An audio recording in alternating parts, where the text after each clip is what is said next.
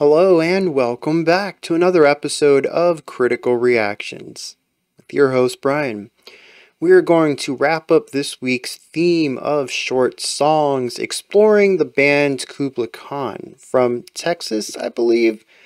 Almost everywhere I can find them it's Kubla Khan TX, which makes me think that there's another band with the same name and this is how they differentiate. Anyways, we're looking at two songs today. Both of them are music videos, which I think is a first for the week. We won't be using Spotify today. The first song is just over 2 minutes long. The second song doesn't even crack 1 minute. This is going to be bonkers. I'm curious what they're going to be doing with this. Let's dive into the first track right here called Boom Slang.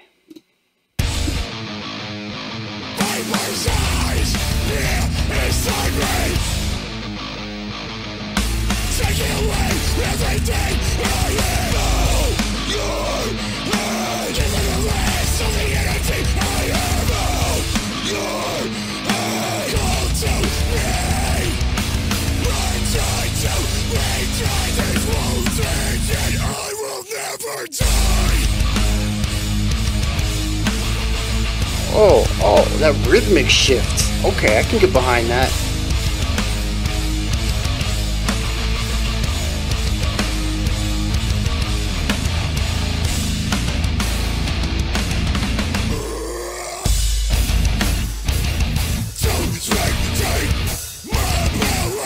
They're using the same core riff for all of this though. Minor variation, like this is palm muted. Lots of space in this version of the riff.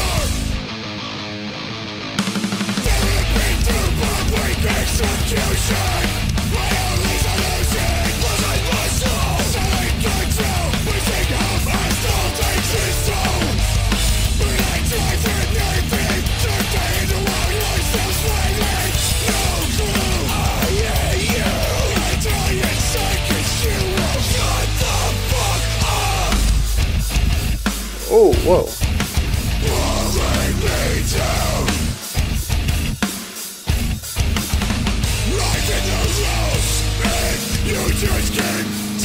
We're missing a beat somewhere. The snare accent moves from 2 and 4 to 1 and 3 after every 8 bars. It's like that 8th bar only has 3 beats in it.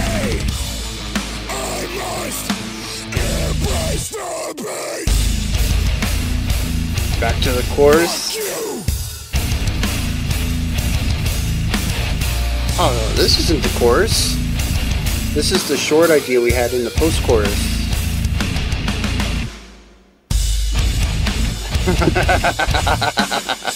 Yeah, you had me. I thought the song was over.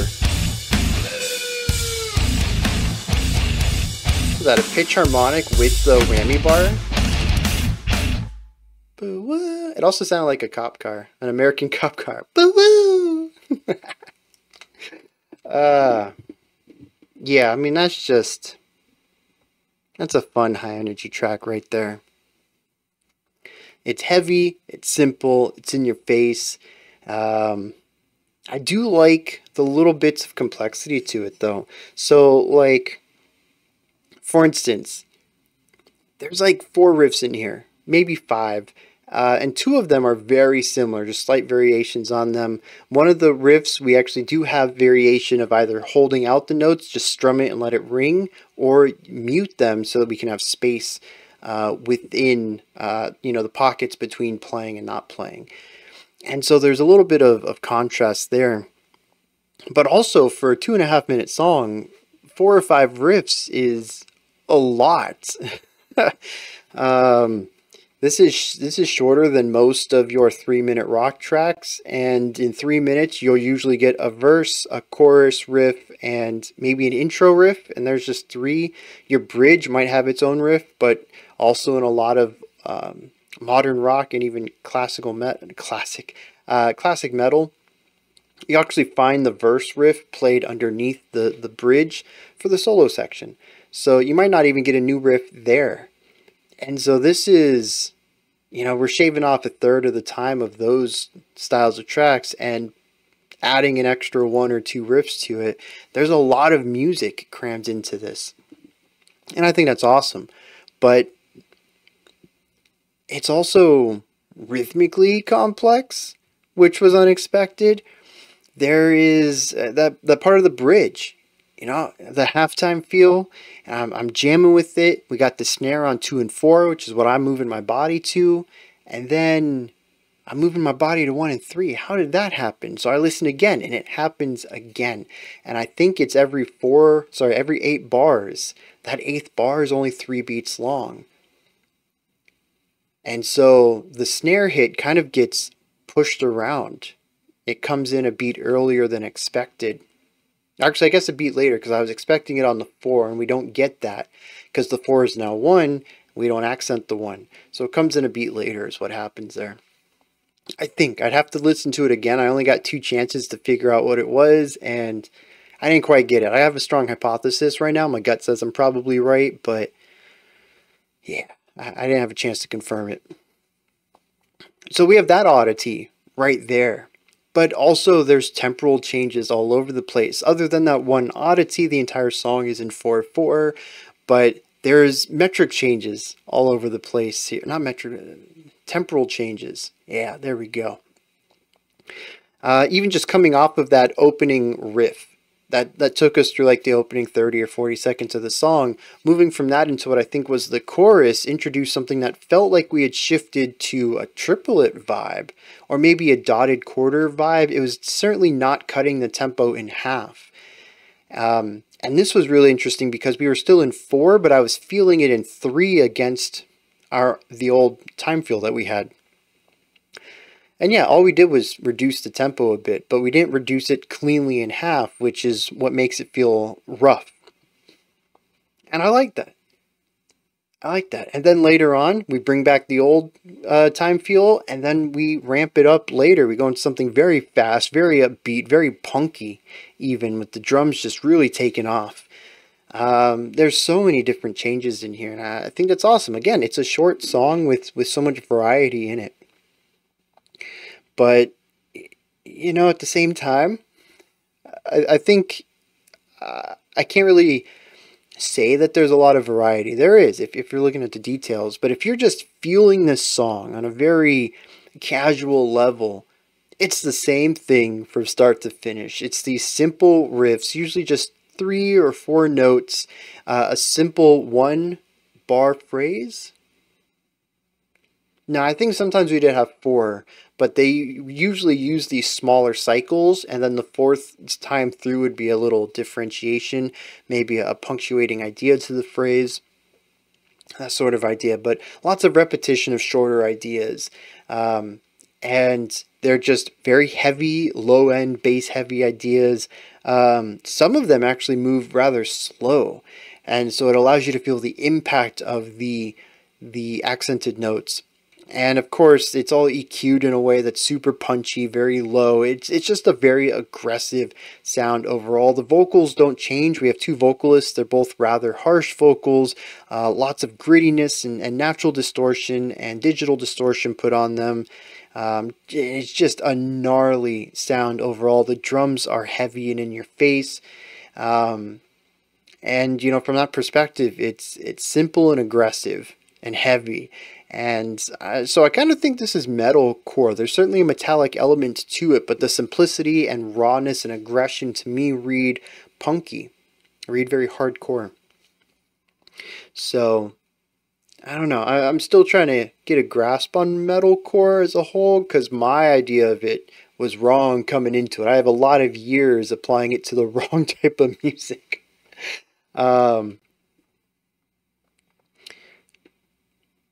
But yeah, I think it's metalcore. And, that's honestly all I think needs to be said about this song. It's aggressive, it's heavy, it's in your face, but it's also diverse in a lot of ways, and it keeps you on your toes and constantly evolves. And I think that's pretty cool to cram all of that in just 2 minutes. Let me see what the song's about, and then we'll push forward into the next track. This song is about physical control and power and violence, honestly. It's also completely linear as far as the lyrics are concerned. We do have some callbacks in the music, but I remember at one point I had said, this is the chorus, and We never came back to that, so I don't think that that was the chorus. The opening says, bow your head, give the last of the energy I have, bow your head and call to me. I've tried to bleed dry these wounds, and yet I will never die. This, it might be talking about immortality. I don't know if this is a concept album or if this song in particular is supposed to tell a story of an immortal. But the idea here, at least at the bare minimum, is somebody who continues to persevere through their lowest points. It says, to spectate my power, my pain displayed, hear every voice, or hear my voice of every word, sickness of which I've not found a cure. Here's where things begin to get violent, though. It says, therapy through public execution is my only solution. I lose my soul, I'm selling control, and I'm pushing the hope that I stole. It all takes its toll. It says, but I drive the knife in and jerk the handle while you're still smiling, and I don't get it. He says, no clue, but I hate you, and I die inside because you won't shut up. It says, I'm being pulled down, I've hit new lows, and yet you keep tearing away at me. I'm sent here, you're sent here to punish me, and so I will embrace the pain. Yeah, I kind of read this as somebody who continues to persevere no matter what life throws at them, and they continue to get humiliated and beaten down, and when they fight back, the forces that continue to push them down don't seem to even notice him. Assuming that this person who he stabs is more of a representation of fate or what have you, the forces that that create the hardships in his life. He stabs it, and metaphorically, it still smiles. It still talks. As he says, you keep tearing away at me. Yeah, someone who's just in constant pain. Life is not great. And no matter how much they fight back, they can't seem to get out of it. That's what I read out of this. And it's the hatred, it's the vitriol of always being stepped on, always being pushed down, rising up and trying to bubble out. I think that's what the song's supposed to be anyways. We're going to go to the next track here. This one's called Supreme Ruler. The video itself is only 1 minute long, and I think when I did the volume check on it, there's credits at the end, so the song's not even a minute. Let's dive in and see what's going on here. When you depart this place, what do you hope to leave? Who's going to carry your body, your legacy, your dynasty? The word Khan in the English language translates to king. I thought they were just going to leave it at that. It translates to dun-dun-dun-dun-dun-dun.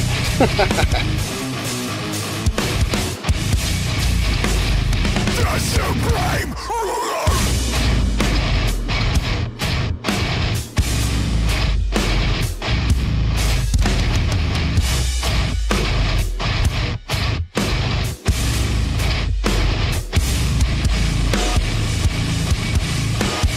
Khan is king!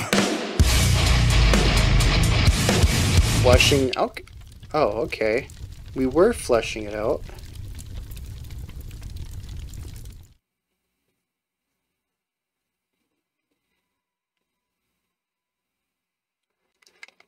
Okay, I don't have a lot to say on this. It takes what we saw on the last track, just really heavy, aggressive, meaty riffs, very catchy and aggressive and in your face.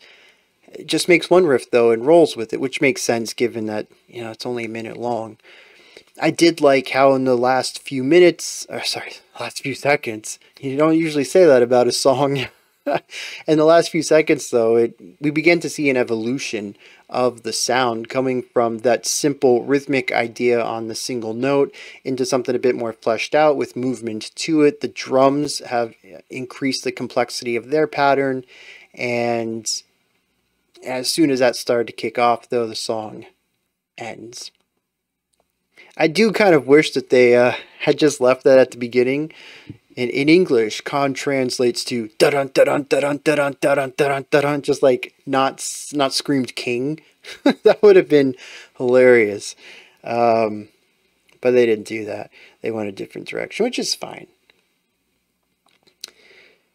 It's probably better that way. My way is kind of goofy, kind of campy. Got a little bit of tongue-in-cheek in it. Theirs is probably a bit more serious, as fits their mood and style and stuff like that. And yeah, that's about it. There's some spoken words, some growling, like 2 growled words. That's really it. And then the song ends. I'm curious if this is an album opener, or nah, it'd be a terrible closer. An interlude, maybe. My bet's on opening now. This would be how you open a track, an album. Yeah, well, yeah, you could open an album like this. That would work well. So yeah, there's my analysis of this one. It's heavy and aggressive, and this dude's a king. I don't know. Let me find some lyrics for it, and then we'll wrap this video up. And it's just a hype song. The spoken word says, when you depart this place, what do you hope to leave? Who's going to carry your body, your legacy, your dynasty? The word Khan in the English language translates to king. Then in the middle of the breakdown, right before the end, the breakdown, it's just a breakdown. It says the supreme ruler, Khan, is king. This is the hype song. It's just talking the band up. How, they're a great band. They're going to leave their mark in metal history. And they are the supreme ruler. Although maybe it's not. Maybe they're talking about the literal, real Khan people, the family that bear that name. Maybe. I doubt it, though. I'm thinking this is just a hype song for the band. Yeah, that wraps that one up. Not a great song, I think, for analysis, but I think a fantastic way to wrap this week up. Just to end on a 1-minute song. And it does kickstart their album, which isn't out yet. Genius has a lot of missing lyrics, but it comes out 2024. Oh, it looks like it's out now, at least as of August 9th. Yeah, if you enjoyed this, go check out the new album. I bet it's very similar to this. They seem to do what they do well. Aggressive, meaty guitar riffs and lots of shouting and heavy guitar or drums. So, all right, those are my thoughts. Kublai Khan's Supreme Ruler and Boomslang. Let me know what you thought of these tracks, if there's anything that stood out to you that maybe I didn't touch on, or maybe I was incorrect about something that needs to be addressed. Let me know any of that stuff in the comment section. Above that, in the description box, you'll find a link to Linktree. It takes you here. You can find links to my music, ways to support the channel, a link to the Discord server, and so much more. Above that, if you could, like, subscribe, and ring the bell. I greatly appreciate all 3 of those. That wraps it up for this one. We do have some brand new music coming out next. Otherwise, I'll be back tomorrow, 5 p.m. Eastern Standard Time, 9 p.m. UTC. As usual, we're going to check out a full album. Until next time, remember to be critical, not cynical, of the music you listen to, and have a fantastic morning, afternoon, or evening, whenever you choose to watch my videos.